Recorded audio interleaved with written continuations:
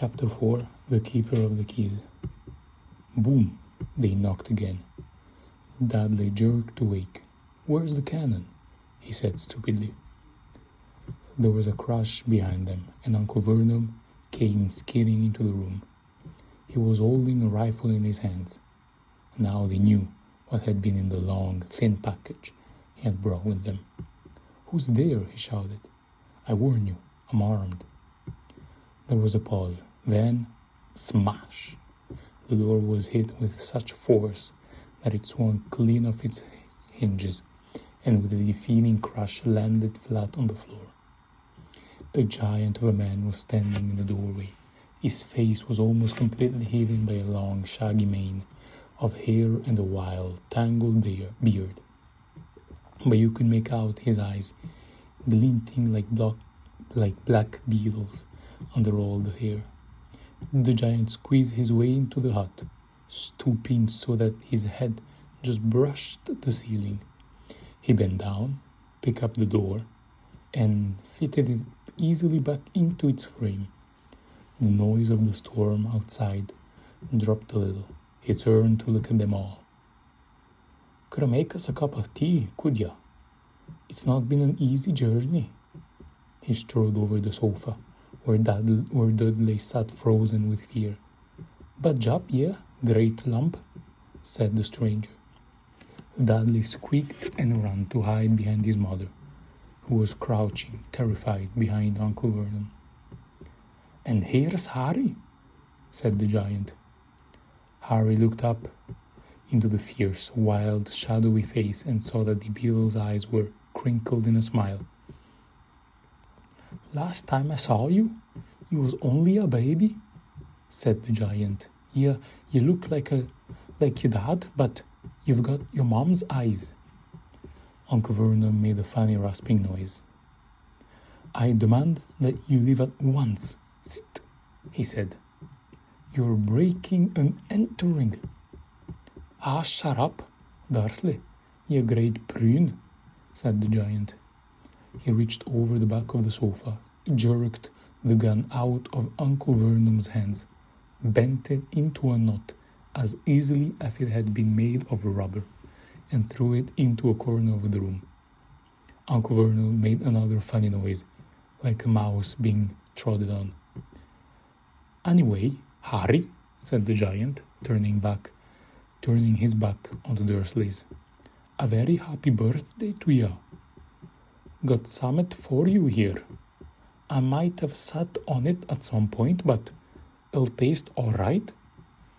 From an inside pocket of his black overcoat, he pulled a slightly squashed box. Harry opened it with trembling fingers. Inside was a large, sticky chocolate cake with "Happy Birthday, Harry" written on it in green icing. Harry looked up at the giant. He meant to say thank you, but the words got lost on the way to his mouth, and what he said instead was, "Who are you?"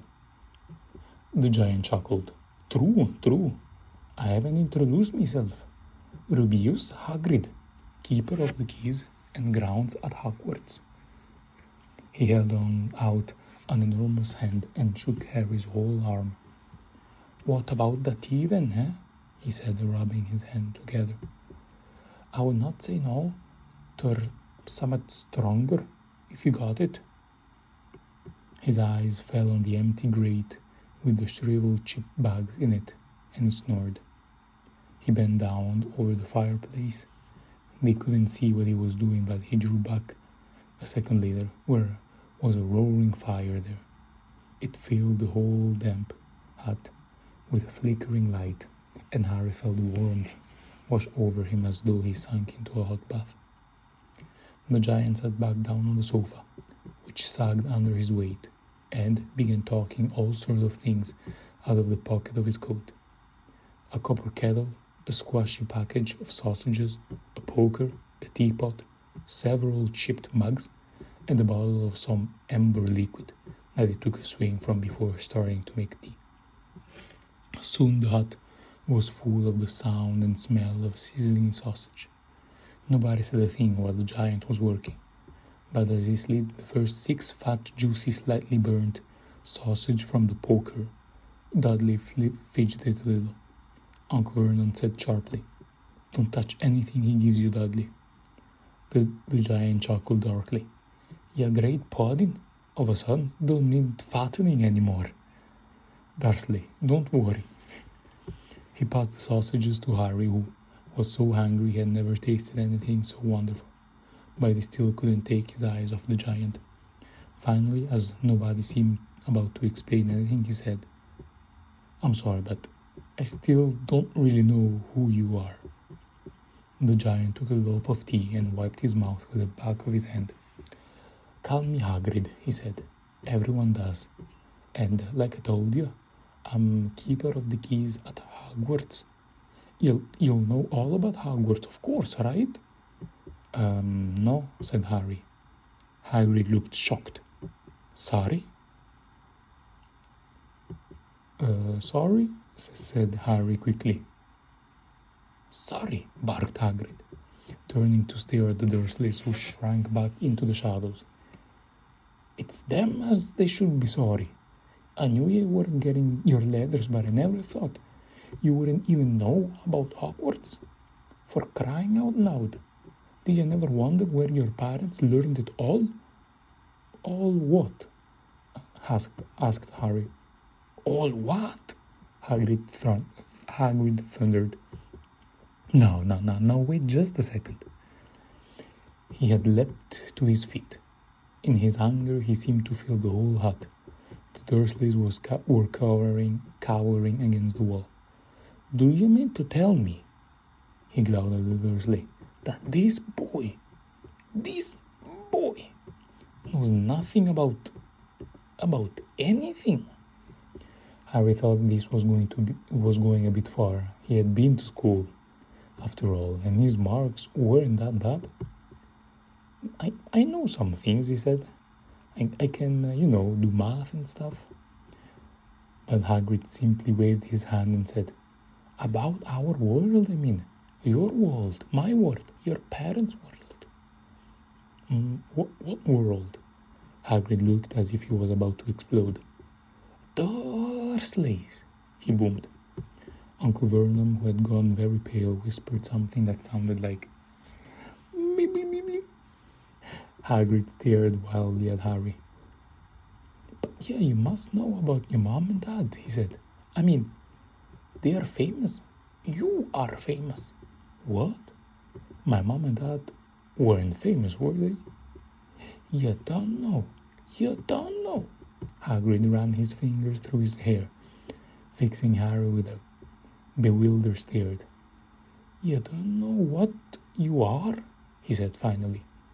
Uncle Vernon suddenly found his voice. "Stop," he commanded. "Stop right there. Sit. I forbid you to tell the boy anything." A braver man than Vernon Dursley would have quailed under the furious look Hagrid now gave him. When Hagrid spoke, his very syllable trembled with rage. "You never told him? Never told him what was in the letter Dumbledore left for him? I was there. I saw Dumbledore leave it, Dursley. And you've kept it from him all these years." "Kept what from me?" said Harry, eagerly. "Stop! I forbid you," yelled Uncle Vernon in panic. Aunt Petunia gave a gasp of horror. "Ah, go boil your heads, both of you," said Hagrid. "Harry, you are a wizard." There was a silence inside the hut. Only the sea and the whistling wind could be heard. What?" gasped Harry. "A wizard, of course," said Hagrid, sitting back down on the sofa, which groaned and sank even lower. "And a thumping good one, I would say. Once you've been trained a bit. With a mom and dad like yours, what else would you be? And I reckon it's about time you read your letter." Harry stretched out his hand at last to take the yellowish envelope, addressed in emerald green to Mr. Harry Potter, the floor hut on the rock, the sea. He pulled out the letter and read, "Hogwarts School of Witchcraft and Wizardry. Headmaster Albus Dumbledore. Order of Merlin, First Class, Grand Sorcerer, Chief Warlock, Supreme Magwump, International Confederation of Wizards.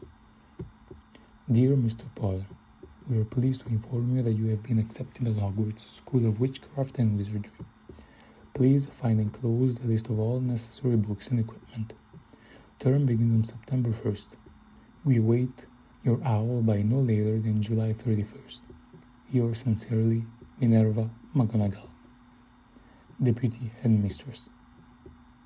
Question exploded inside Harry's head like fireworks, and he couldn't decide which to ask first. After a few minutes he stammered, what does it mean they await my owl? Galloping Gorgons, that reminds me, said Hagrid, clapping a hand to his forehead with enough force to knock over a cart horse. And from yet another pocket inside his overcoat he pulled an owl, a real, live, a rather ruffled-looking owl, a long quill and a roll of parchment. With his tongue between his teeth, he scribbled a note that Harry could read upside down. Dear Professor Dumbledore, given Harry his letter, taking him to buy his things tomorrow. Weather's horrible. Hope you're well. Hagrid. Hagrid rolled up the note, gave it to the owl, which, clamping its beak, went to the door and threw the owl out in the storm. Then he came back and sat down so that this was as normal as talking on the telephone. Harry realized his mouth was open and closed it quickly. Where was I? Said Hagrid. But at that moment Uncle Vernon, still ashen-faced, but looking very hungry, moved into the firelight. He's not going, he said. Hagrid grunted. I'd like to see a great muggle like you stop him, he said. A what? Said Harry, interested. A muggle, said Hagrid. It's what we call non-magic folk like them. And it's your bad luck you grew up in a family of the biggest muggles I've ever laid eyes on. We swore when we took him that we put a stop to that rubbish, said Uncle Vernon. Swore we stamp it out of him. Wizard indeed. You knew? Said Harry. You knew I'm a wizard? Knew? Shrinked Petunia suddenly. Knew? Of course we knew. How could you not be my dreaded sister, being what she was?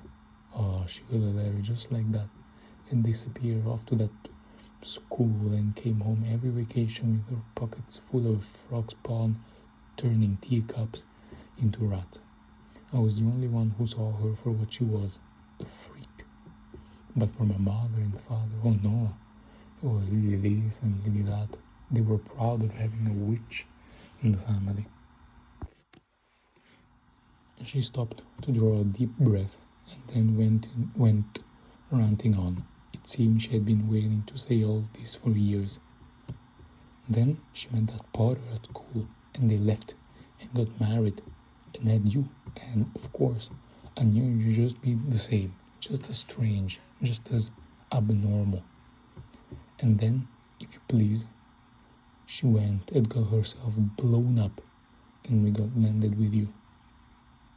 Harry had gone very white as soon as he found his voice. He said, Blown up? You told me they died in a car crash. Car crash? Roared Hagrid, jumping up so angrily that the Dursleys scuttled back to their corner. How could a car crash kill Lily and James Potter? It's outrage, a scandal. Harry Potter not knowing his own story, when every kid in our worlds know his name. But why? What happened? Harry asked urgently. The anger faded from Hagrid's face. He looked suddenly anxious. I never expected this, he said in a low, worried voice. I had no idea when Dumbledore told me there might be trouble getting hold of you, how much you didn't know. Harry, I don't know if I'm the right person to tell you, but someone's gotta... Yeah, you can go off to Hogwarts not knowing. He threw a dirty look at the Dursleys. Well, it's best you know as much as I can tell you. Mind, I cannot tell you everything. It's a great mystery, parts of it. He sat down, stared into the fire for a few seconds, and then said, "It begins, I suppose, with a person called... But it's incredible you don't know his name. Everyone in our world knows.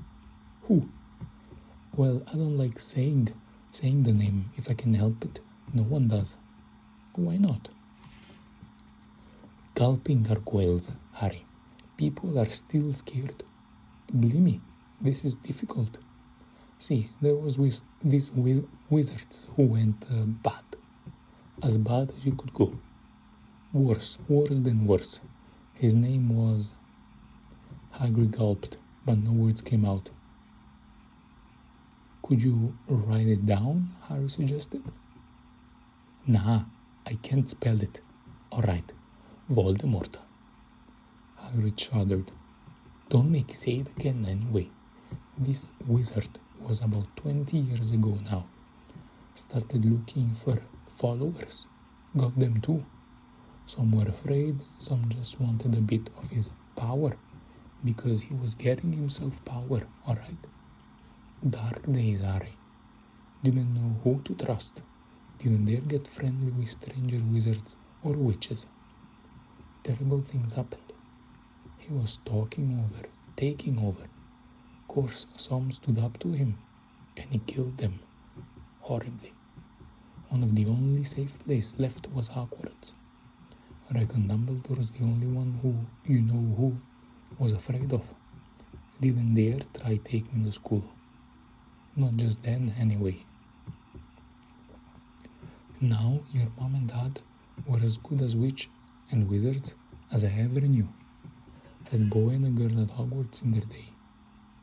Suppose the mystery is why you-know-who never tried to get them on his side before. Probably knew they were too close to Dumbledore to want anything to do with the dark side. Maybe he thought he could persuade them. Maybe he just wanted them out the way. All anyone knows is he turned up in the village where you was all living on Halloween 10 years ago. He was just a year old. He came to your house and... Hagrid suddenly pulled out a very dirty, spotted handkerchief, tissue, and blew his nose with a sound like a foghorn. "Sorry," he said, "but it's that sad, your mom and dad and nicer people you couldn't find. Anyway, you know who killed them, and this is the real mystery of the thing, he tried to kill you too. Wanted to make a clean job of it, I suppose. Or maybe he just liked killing by then. But he couldn't. Oh, he couldn't do it. Never wondered how you got that mark on your forehead. That was no ordinary cut. That's what you get when a powerful evil curse touches you. Took care of your mom and dad and your house even. But it didn't work on you. And that's why you're famous, Harry. No one ever lived after he decided to kill them. No one except you. And it killed some of the best witches and wizards of the age. The Mackinnons, the Bones, the Privets. And you was only a baby. And you lived." Something very painful was going on in Harry's mind as Hagrid's story came to a close. He saw again the blinding flash of green light more clearly than he had ever remembered it before. And he remembered something else. For the first time in his life, a high, cold, cruel laugh. Hagrid was watching him sadly. "Took you from the ruined house myself, on Dumbledore's orders. Brought you to this lot. Load of old tosh," said Uncle Vernon. Harry jumped. He had almost forgotten that the Dursleys were there. Uncle Vernon certainly seemed to have got back his courage. He was glaring at Hagrid and his fists were clenched. "Now, you listen here, boy," he snarled. I, I accept there's something strange about you, probably nothing a good beating wouldn't have cured. And as far as all this about your parents, well, they were weirdos, no denying it. And the world's better off without them, in my opinion. Asked for all they got, getting mixed up with these wizarding types. Just what I expected. Always knew they would come to a sticky end. But at that moment, Hagrid leapt from the sofa and drew a battered pink umbrella from inside his coat. Pointing this at Uncle Vernon like a sword, he said, "I'm warning you, Dursley. I'm warning you. One more word." In danger of being speared on the end of an umbrella by a bearded giant, Uncle Vernon's courage failed again. He flattened himself against the wall and fell silent. "That's better," said Hagrid, breathing heavily and sitting back down on the sofa, which this time sagged right down to the floor. Harry, meanwhile, still had questions to ask, hundreds of them. But what happened to you know who? Good question, Harry. Disappeared, vanished. Same night he tried to kill you? Makes you even more famous. That's the biggest mystery, see? He was getting more and more powerful. Why would he go? Some say he died. Got swallowed, in my opinion. Don't know if he had enough human left in him to die. Some say he's still out there, biding his time, but I don't believe it.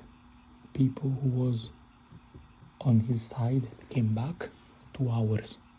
Some of them came out kinda trenches. Don't reckon they could have done it if he was coming back. Most of us reckons he's still out there somewhere, but lost his powers. Too weak to carry on.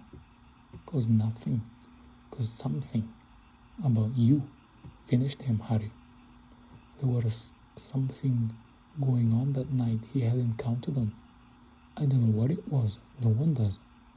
But something about you stopped him. All right. Hagrid looked at Harry with a warmth and respect blazing in his eyes. But Harry, instead of feeling pleased and proud, felt quite sure there had been a horrible mistake. A wizard? Him? How could he possibly be? He'd spent his life being clouted by Dudley and bullied by Aunt Petunia and Uncle Vernon. If he was really a wizard, why hadn't he been turned into a warty toads every time they tried to lock him in a cupboard? If he'd once defeated the greatest sorcerer in the world, how come Dudley had always been able to kick him around like a football? Hagrid, he said quietly, I think you must have made a mistake. I don't think I can be a wizard. To his surprise, Hagrid chuckled. Not a wizard, eh? Never made things happen when you was scared or angry? Harry looked into the fire. Now he came to think about it. Every odd thing that he had ever made his aunt and uncle furious with him had happened when he, Harry, had been upset or hungry.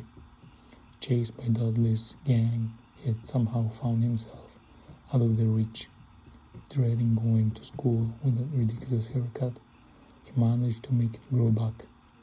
And the very last time Dudley had hit him, hadn't he got his revenge without even realizing he was doing it? Hadn't he set a boa constrictor on him? Harry looked back at Hagrid, smiling, and saw that Hagrid was positively beaming at him. See, said Hagrid, Harry Potter, not a wizard. You wait, you'll be right famous at Hogwarts. But Uncle Vernon wasn't going to give it in without a fight. Haven't I told you he's not going? He is. He's going to Stonewall High, and he'll be grateful for it. I've read those letters, and he needs all sorts of rubbish, spell books and wands, and if he wants to go, and great mago like you won't stop him, growled Hagrid. Stop Lily James Potter's son going to Hogwarts? You're mad. His name's been down ever since he was born. He's off to their finest school of witchcraft and wizardry in the world. 7 years there, and he won't know himself.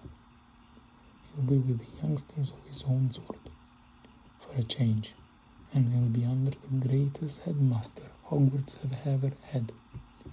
Albus Dumbledore, I'm not paying for some crackpot old fool to teach him magic tricks, yelled Uncle Vernon. But he finally gone too far. Hagrid seized his umbrella and whirled over his head. Never, he thundered. Insult Albus Dumbledore in front of me. He brought the umbrella swishing down through the air to point at Dudley. There was a flash of violet light and a sound like a firecracker, a sharp squeal, and the next second Dudley was dancing on the spot with his hand clasped over his fat bottom, howling in pain. When he turned his back on them, Harry saw Curly Pig's tail poking through a hole in the trouser. Uncle Vernon roared, pulling on Petunia and Dudley into the other room. He cast one last terrified look at Hagrid and slammed the door behind them. Hagrid looked down at his umbrella and stroked his beard. Shouldn't lost me temper, he said ruefully, but it didn't work away anyway. Meant to turn him into a pig, but I suppose he was so much like a pig anyway, there wasn't that much left to do. He cast away sideways to look at Harry under his bushy eyebrows. Be grateful if you didn't mention that to anyone at Hogwarts, he said. I'm not supposed to do magic, strictly speaking. I was allowed to do a bit to follow you and get your letters and stuff. One of the reasons I was so keen to take on the job. Why are you supposed to do magic? Asked Harry. Oh well, I was at Hogwarts myself, but I got expelled. To tell you the truth, I'm the third year. They snapped me 1.5 and everything, but Dumbledore let me stay on as a gamekeeper. Great man, Dumbledore. Why were you expelled? It's getting late, and we've got lots to do tomorrow, said Hagrid loudly. Gotta get them to town and get your books and that. He took off his thick black coat and threw it to Harry. You can keep under that, he said. Don't mind if it wrinkles a bit. I think I still got a couple of dormice in one of the pockets.